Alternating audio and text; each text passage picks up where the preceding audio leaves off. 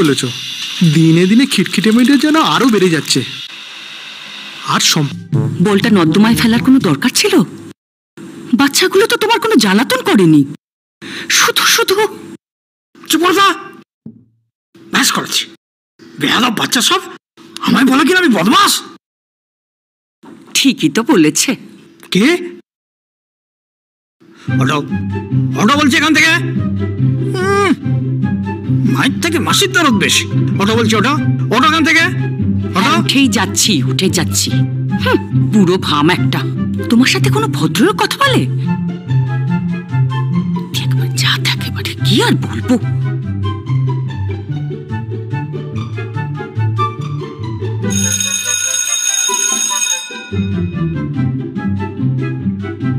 কে? Hello, Ranjan?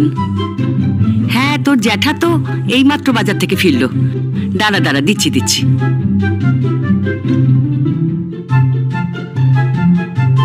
না, বাজার থেকে ফিরিনি, বাজারেই আছি, ব্যস্ত আছি, এখন কথা বলতে পারবো না, রাখছি।